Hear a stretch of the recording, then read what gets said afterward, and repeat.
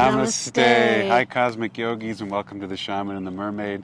We've got your astrological forecast from May 12th all the way through June 11th. We're getting close to summertime, and as usual, we've had fun coming up with our mantra and our theme for the month. What do we have? This time, a little bit of, what's the word, inspiration from Sri Ramana Maharishi, who we're both reading right now, his collective works, the great guru and sage from India. He was a big fan of a famous line he used, "Who am I?" And he would ask us to constantly take our awareness and consciousness into our heart place. And looking at the astrology that's ahead this month, we thought, ooh, there's a lot of chaotic energy in the field, and the best thing to do is to drop the mind into the heart right now, which is, of course, the whole goal of yoga. But this would be a particularly good time to put that into practice and begin that process because of that sort of chaotic energy. So our theme this time is drop your mind into your heart. And it kicks off on the Buddha birthday moon, which is May 12th. That's Buddha's birthday. It's the Scorpio full moon. It's also the same day that Mercury is squaring Pluto, and that's kind of like the mind meeting up with the soul. Scorpio energy, which the moon is illuminating, is all about going deep into the soul realms, into the underworld, the unconscious. And while sometimes it's portrayed as like, it's all bad, it's also the womb, and it's Buddha's birthday, and it's where the creativity and the inspiration is birthed out of, and it's the mysteries of yoga and alchemy. So the Scorpio full moon, and happy birthday, Buddha. That kicks us off May 12th. And I'd also like to say a shout to the mothers. Happy Mother's Day. This report will come out the day after Mother's Day, but nonetheless, thank you all for your loving energy, and we so need the mothers of this world. So happy Mother's Day as well. Then we move along to probably the next biggest energy is the sun moving into Gemini. So Gemini is kind of part of that energy that I put out this month as being a contributor to the chaos, because there's a few aspects with Gemini. Gemini isn't necessarily chaotic by default, because of course all the signs have their positive qualities and their less harmonic qualities. But one of the less harmonic qualities of Gemini is that it has a hard time making decision, and it kind of waffles, and it's the mind. Mercury is home in Gemini. So a lot of thinking and a lot of processing, and sometimes a lot of confusion and a lot of uncertainty and a lot of chaos.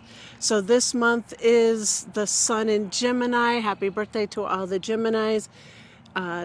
Try not to let that mind stuff go to the chaos, and instead use the more harmonic qualities of Gemini, and you do a better job speaking of those than I do. Well, illuminated Gemini energy is the ability to go beyond duality, like the Rumi poem, beyond right and wrong, there's a field, go meet me there.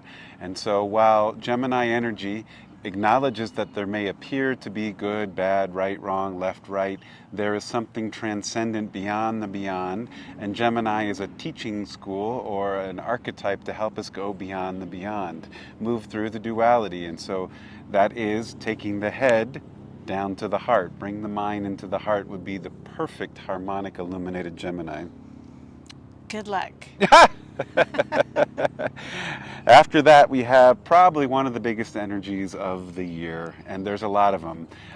This would be Saturn going into the sign of Aries on May 24th, and that same day Mercury is conjuncting Uranus to continue with the mind stuff. And what do you got on Saturn in Aries? Well, Saturn is about law and order and justice and fairness, and it's also our karmas, and it's the timekeeper as well. And so when it moves into the fiery sign of impetuous Aries that wants to just go and do and fire off. It can potentially have some reins on, like pulling the reins on the horse a little bit. So we might feel a little unable to press that gas pedal all the way to the floor, which might be a good thing in these more turbulent times that we're finding ourselves in.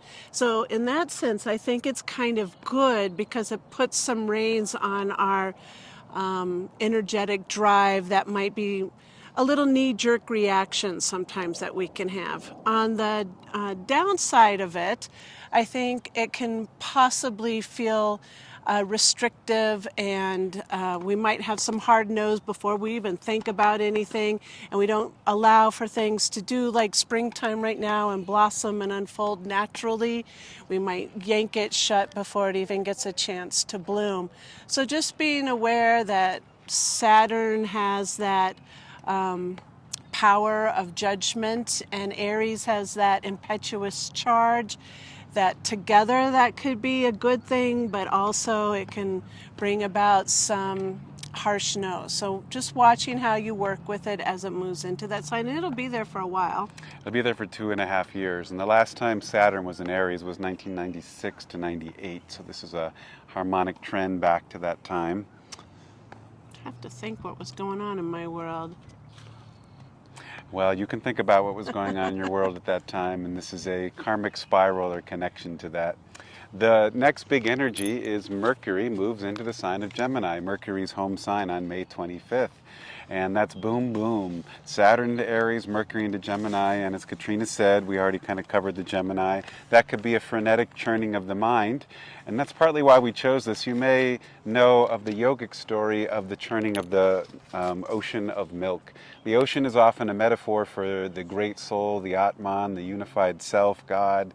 And the churning of the waters is all of the movement of our individual selves and the mind stuff.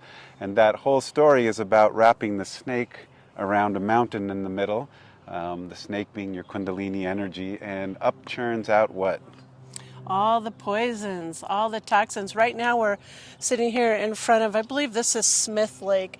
And if you can see, all the bottom of the lake has come up. Oh my goodness, I hope you can see this. But look at this mama duck and her babies coming in. Oh, that is so precious. That is a beautiful time out in life. I really hope that came through. Anyway, the story of Vishnu and his snake and the churning brought all the poisons to the surface, and then Shiva was able to swallow them and contain them, and he turned blue because of it. And then also coming from the churning or the chaos and the scraping up of the poisons also came Lakshmi, the representation of abundance, or the Amrita, the nectar, the bliss of life, really. So those little ducks are representing the bliss of life. But what I was showing you is you can kind of see here the bottom of the lake has come to the surface in that churning that we've just gone through, in the natural cycles, the seasonal cycles that happens all the time. It's flipping of the lake. It has a Spring turnover. spring turnover is its proper name, I guess. But it's symbolic of where we're at in that collective consciousness right now, where things are shifting and turning, and people are starting to really coming into their own, as opposed to being handed to them some of the ideas and beliefs from their religion or their government or their societal norms.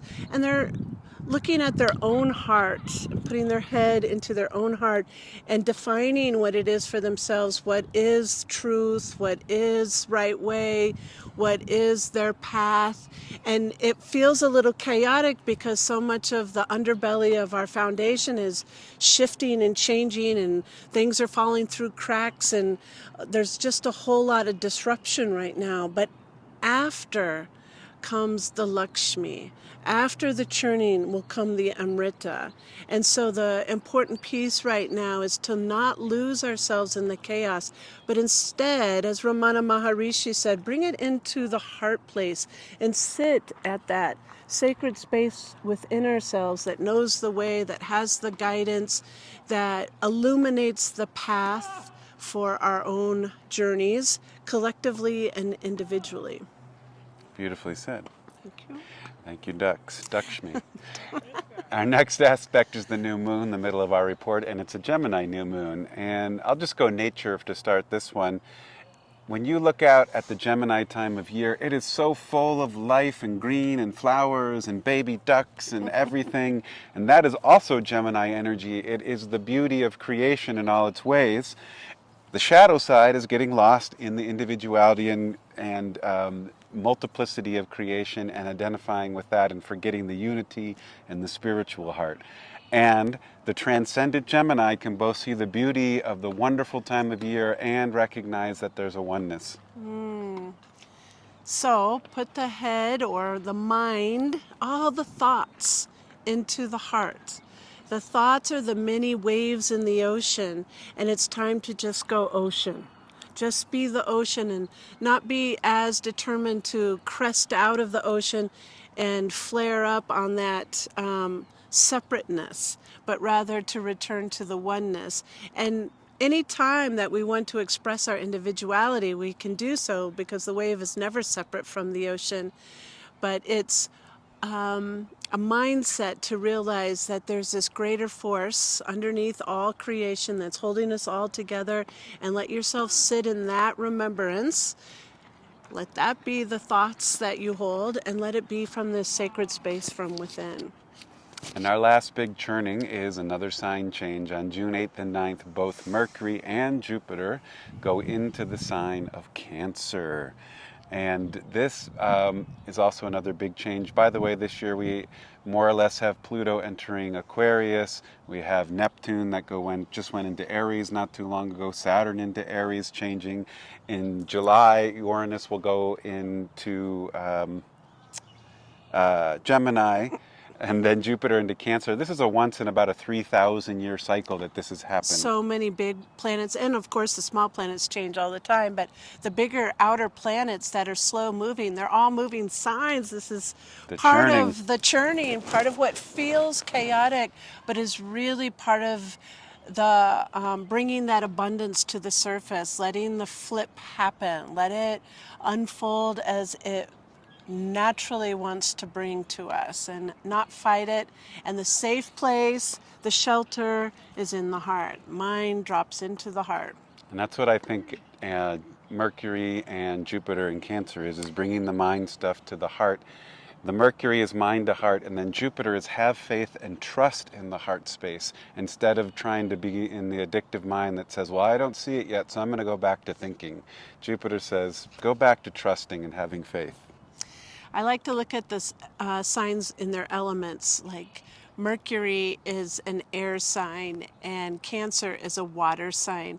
So you can imagine all the floating bazillions of thoughts, like the clouds that are passing through in the sky.